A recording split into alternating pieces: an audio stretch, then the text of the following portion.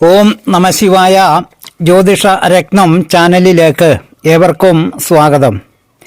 ഈ വീഡിയോയിൽ ഒരു ജാതകത്തിലെ ലഗ്നഭാവം മുതൽ 12 ഭാവങ്ങളും ജാതകനെ അത് എങ്ങനെയൊക്കെ സ്വാധീനിക്കുന്നു എന്നും എന്തൊക്കെ സൂചനകളാണ് അത് നൽകുന്നതെന്നും വിശദമായി മനസ്സിലാക്കാം.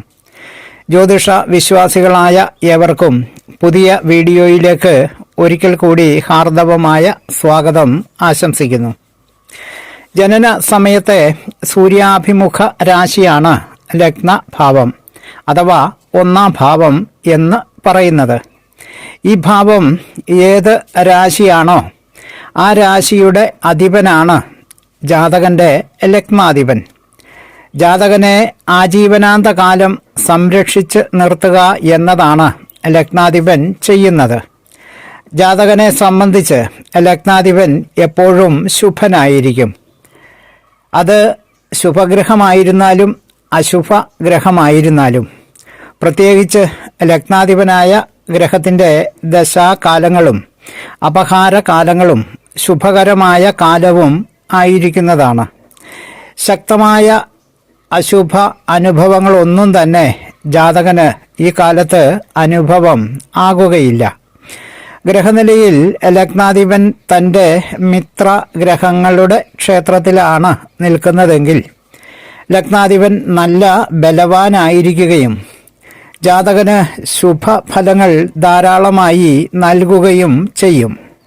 എന്നാൽ ലഗ്നാധിപൻ ശത്രുഗ്രഹങ്ങളുടെ ക്ഷേത്രത്തിലാണ് ഗ്രഹനിലയിൽ നിൽക്കുന്നതെങ്കിൽ ഈ ലഗ്നാധിപൻ ബലമില്ലാത്തവനും ജാതകന് ശുഭഫലങ്ങൾ നൽകാൻ കെൽപ്പില്ലാത്തവനും ആയിരിക്കും. ഇങ്ങനെയുള്ള ജാതകർക്ക് ലഗ്നാധിപന് തൻ്റെ ദശാകാലങ്ങളിലോ അപഹാരകാലങ്ങളിലോ ശുഭ കാര്യങ്ങളൊന്നും തന്നെ ജാതകന് നൽകാൻ പ്രാപ്തിയില്ലാത്തവൻ ആയിരിക്കും. ഇങ്ങനെയുള്ള ജാതകർക്ക് ജീവിതം ജീവിച്ചു തീർക്കുന്നു എന്നല്ലാതെ വലിയ മേൽഗതിയൊന്നും ഉണ്ടാകുവാൻ തീരെ സാധ്യത ഉണ്ടാകുകയില്ല. പറഞ്ഞു വന്നത് ജാതകത്തിലെ ഏറ്റവും പ്രധാനപ്പെട്ടത് എന്നത് ലഗ്നഭാവവും ആ ഭാവത്തിൻ്റെ അധിപനായ ഗ്രഹം അഥവാ ലഗ്നാധിപൻ ബലമുള്ളവനായിരിക്കണം എന്നതാണ്.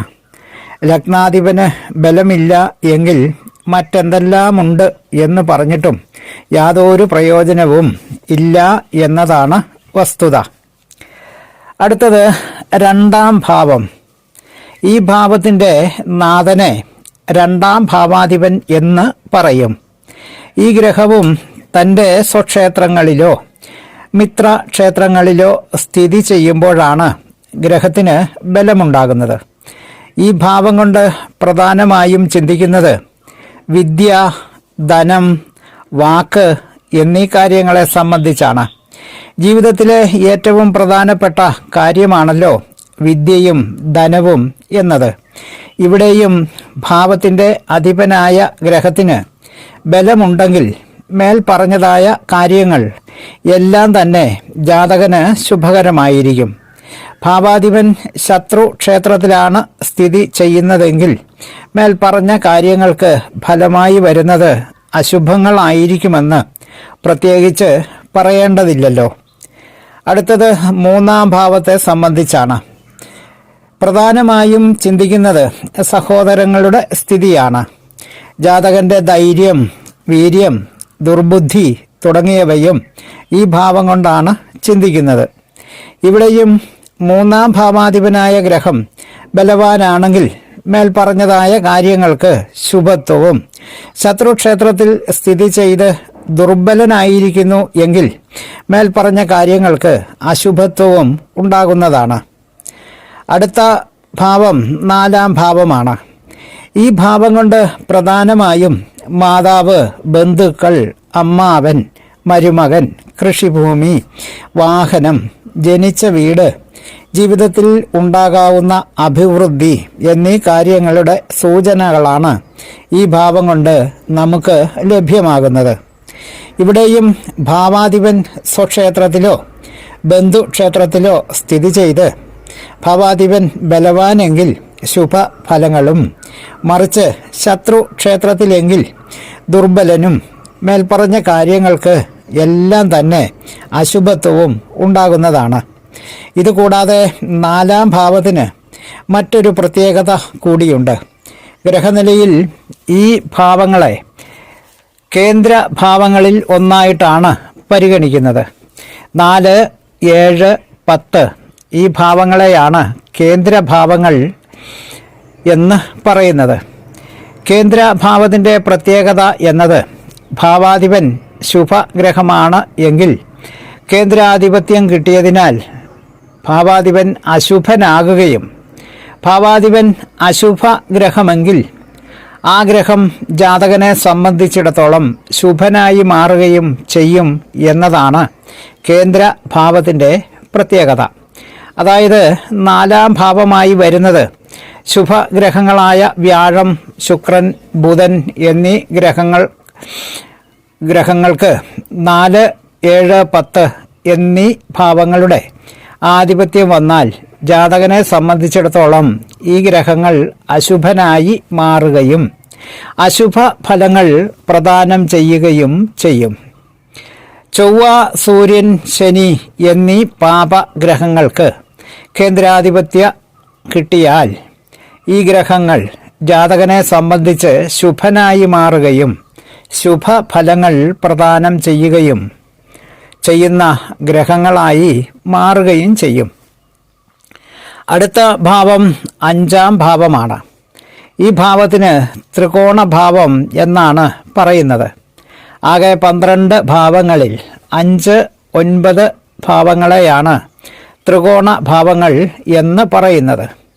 ഈ ഭാവങ്ങൾ ശുഭക്ഷേത്രങ്ങളാകുകയും ഭാവാധിപൻ സ്വക്ഷേത്രം, ഉച്ചക്ഷേത്രം, ബന്ധുക്ഷേത്രം തുടങ്ങിയ ശുഭസ്ഥാനങ്ങളിൽ സ്ഥിതി ചെയ്യുകയും ചെയ്യുമ്പോൾ ജാതകന് വളരെ ശുഭകരങ്ങളായ യോഗഫലങ്ങൾ അനുഭവം ആകുന്നതാണ്. 5-ാം ഭാവം കൊണ്ട് ചിന്തിക്കുന്ന പ്രധാന കാര്യങ്ങൾ സന്താനങ്ങളെ സംബന്ധിച്ചും തിരിച്ചറിയാനുള്ള കഴിവ് അഥവാ പ്രജ്ഞ, മേധ, പ്രതിഭ എന്നിങ്ങനെ വേണ്ടത് വേണ്ട നേരത്ത് ചെയ്യാനും പറയാനും ഉള്ള കഴിവ്, പൂർവജന്മം, കഴിഞ്ഞ ജന്മങ്ങളിൽ നിന്ന് കൊണ്ടുവന്ന സുകൃതങ്ങൾ തുടങ്ങിയ നിരവധി കാര്യങ്ങൾ 5-ാം ഭാവം കൊണ്ടും ഭാവാധിപന്റെ ശുഭസ്ഥാനത്തും അശുഭസ്ഥാനത്തും ഉള്ള സ്ഥിതി കൊണ്ടും മനസ്സിലാക്കാൻ കഴിയുന്നു. അടുത്ത ഭാവം 6-ാം ഭാവമാണ്. 3, 6, 8, 12 എന്നീ ഭാവങ്ങളെ ദുസ്ഥാനങ്ങൾ എന്നാണ് പറയുന്നത്. അതായത് അശുഭ ഭാവങ്ങൾ എന്ന് സാരം. ഈ ഭാവം കൊണ്ട് കാര്യ തടസ്സം, കള്ളൻ, ശത്രുവിൻ്റെ ആയുധത്താൽ സംഭവിക്കുന്ന മരണം, ദേഹത്തിന് പറ്റുന്ന പരിക്ക്, രോഗങ്ങൾ, മനോദുഃഖങ്ങൾ എന്നീ കാര്യങ്ങൾ 6-ാം ഭാവം കൊണ്ട് ചിന്തിക്കുന്നു. ഭാവാധിപൻ ശുഭനായും ശുഭസ്ഥാനത്തും നിൽക്കുമ്പോൾ മേൽപ്പറഞ്ഞതായ അശുഭങ്ങൾ കാര്യമായി സംഭവിക്കുക ഇല്ലെന്നും ഭാവാധിപൻ അശുഭനാകുകയും അശുഭസ്ഥാനത്ത് സ്ഥിതി ചെയ്യുകയും ചെയ്യുമ്പോൾ അശുഭങ്ങൾക്ക് കാഠിന്യമേറുമെന്നും മനസ്സിലാക്കാവുന്നതാണ്. അടുത്ത ഭാവം 7-ാം ഭാവമാണ്.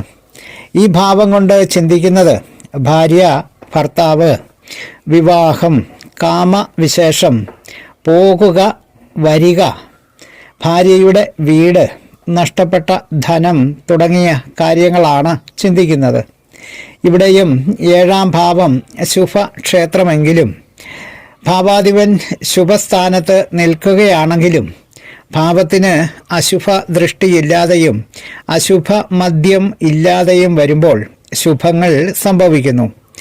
ഇപ്പോൾ പറഞ്ഞ അശുഭ മദ്യവും അശുഭ ദൃഷ്ടിയും മുൻപ് പറയാത്ത സംഗതികളാണ്.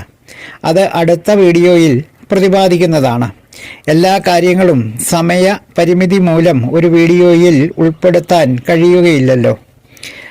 വിവാഹം, ഭാര്യ, ഭർത്താവ് എന്ന കാര്യങ്ങളെ കുറിച്ച് ചിന്തിക്കുമ്പോൾ ഒരു വ്യക്തിയുടെ ജീവിതത്തെ ഏറ്റവും അധികം സ്വാധീനിക്കുന്ന ഭാവങ്ങളിലൊന്നായി 7-ാം ഭാവം വരുന്നു. ഭാവം ശുഭഗ്രഹത്തിൻ്റെ ക്ഷേത്രമാകുകയും ഭാവാധിപന് ശുഭക്ഷേത്ര സ്ഥിതി ഉണ്ടാകുകയും ചെയ്യുമ്പോൾ നല്ല വിവാഹം, നല്ല ഭാര്യ, നല്ല ഭർത്താവ് എന്നീ ശുഭങ്ങൾ സംഭവിക്കുകയും ഭാവം അശുഭമാകുമ്പോൾ മേൽപ്പറഞ്ഞ ഫലങ്ങൾ നേർവിപരീതമായി ഭവിക്കുകയും ചെയ്യുമെന്ന് നമുക്ക് മനസ്സിലാക്കാൻ കഴിയുന്നതാണ്. അടുത്ത ഭാവം 8-ാം ഭാവമാണ്. ഈ ഭാവം കൊണ്ട് സർവ വസ്തുക്കളുടെയും നാശം, ആപത്ത്, അപകീർത്തി, മരണത്തിൻ്റെ കാരണം, രോഗങ്ങൾ, കാര്യതടസ്സങ്ങൾ, മരണദേശം എന്നിങ്ങനെയുള്ള അശുഭ കാര്യങ്ങൾ ഈ ഭാവം കൊണ്ട് മനസ്സിലാക്കുന്നു. ഭാവത്തിൻ്റെ ശുഭാശുഭങ്ങൾ കൊണ്ട് ഈ കാര്യങ്ങളും മേൽപ്പറഞ്ഞ രീതിയിൽ മനസ്സിലാക്കാവുന്നതാണ്. അടുത്ത ഭാവം 9-ാം ഭാവമാണ്.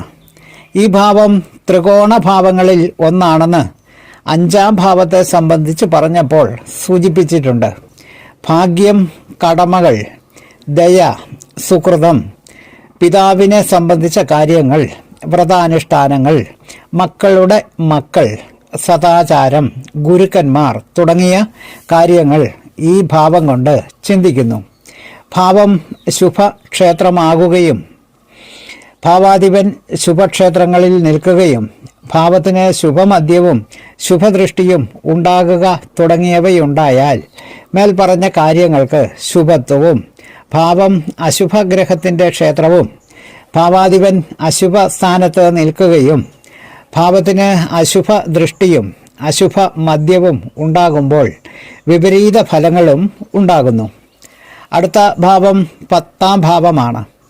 ഈ ഭാവം കൊണ്ട് സർവ്വവിധങ്ങളായ പ്രവൃത്തികളും ചിന്തിക്കുന്നു. പ്രധാനമായും ജാതകൻ്റെ തൊഴിലിൻ്റെ ശുഭ അശുഭത്വമാണ് 10-ാം ഭാവം കൊണ്ട് പരിശോധിക്കപ്പെടുന്നത്. ഭാവത്തിന് മറ്റ് ഭാവങ്ങൾക്ക് പറഞ്ഞതുപോലെ ശുഭത്വം ഉണ്ടാകുമ്പോൾ മെച്ചപ്പെട്ട തൊഴിൽ ലഭ്യമാകുമെന്നും അശുഭത്വം ഉണ്ടാകുമ്പോൾ മേൽ പറഞ്ഞവയ്ക്ക് വിപരീത ഫലങ്ങൾ അനുഭവമാകുമെന്നും മനസ്സിലാക്കാവുന്നതാണ്. അടുത്ത ഭാവം 11-ാം ഭാവമാണ്. പ്രധാനമായും ധനലാഭങ്ങൾ, അഭീഷ്ട സിദ്ധികൾ, ജ്യേഷ്ഠ സഹോദരൻ, ഉണ്ടായിട്ടുള്ള പുത്രന്മാർ എന്നീ കാര്യങ്ങളുടെ ശുഭ അശുഭങ്ങൾ 11-ാം ഭാവം കൊണ്ട് ചിന്തിക്കുന്നു. ഭാവത്തിൻ്റെ ശുഭത്വം കൊണ്ട് ശുഭഫലങ്ങളും ഭാവത്തിൻ്റെ അശുഭം കൊണ്ട് അശുഭ ഫലങ്ങളും ജാതകന് അനുഭവം ആകുന്നതാണ്. അടുത്ത ഭാവം 12-ാം ഭാവമാണ്. ജാതകൻ്റെ ചിലവുകളെക്കുറിച്ച് സൂചന നൽകുന്ന ഭാവമാണ് 12-ാം ഭാവം. സ്ഥാനചലനം, ശരീര വൈരൂപ്യം തുടങ്ങിയ കാര്യങ്ങളെ സംബന്ധിച്ചുള്ള സൂചനകളും ഈ ഭാവത്തിലാണ് അടങ്ങിയിരിക്കുന്നത്. ഈ ഭാവത്തിൻ്റെ ശുഭാശുഭത്വം ചിന്തിക്കുന്നതും മറ്റു ഭാവങ്ങളെക്കുറിച്ച് പറഞ്ഞതിൻ പ്രകാരം തന്നെയാണ്. ഭാവത്തിന് ശുഭത്വമുണ്ടായാൽ ജാതകൻ മിതവ്യയം ശീലമാക്കിയവനും അശുഭത്വമുണ്ടായാൽ അമിത വ്യയം ശീലമാക്കിയവനെന്നും സാരം. 1 മുതൽ 12 ഭാവങ്ങളെ സംബന്ധിച്ച് പറഞ്ഞതിൽ 5, 9 ഭാവങ്ങൾ ത്രികോണ ഭാവങ്ങളെന്നും 4, 7, 10 എന്നീ ഭാവങ്ങളെ കേന്ദ്ര ഭാവങ്ങളെന്നും 3, 6, 8, 12 ഈ ഭാവങ്ങൾ ദുസ്ഥാനങ്ങളെന്നും 2, 7, 11 ഈ ഭാവങ്ങളെ മാരക ഭാവങ്ങളെന്നും പറയുന്നു. ഈ കാര്യങ്ങളുടെ വിശദാംശങ്ങൾ അടുത്ത വീഡിയോയിൽ പ്രതിപാദിക്കുന്നതാണ്. തലക്കുറി, ജാതകം, പൊരുത്തം, മുഹൂർത്തം, പ്രശ്നം എന്നീ ജ്യോതിഷ സംബന്ധമായ സേവനങ്ങൾക്ക് 96532894 എന്ന ഫോൺ നമ്പറിലോ വാട്സപ്പിലോ ബന്ധപ്പെടാവുന്നതാണ്. വീഡിയോ ശ്രദ്ധിച്ച എല്ലാവർക്കും നന്ദി, നമസ്കാരം. സ്നേഹപൂർവം മോഹനൻ ജ്യോത്സ്യർ, ജ്യോതിഷ ആചാര്യ. ഓം നമഃ ശിവായ.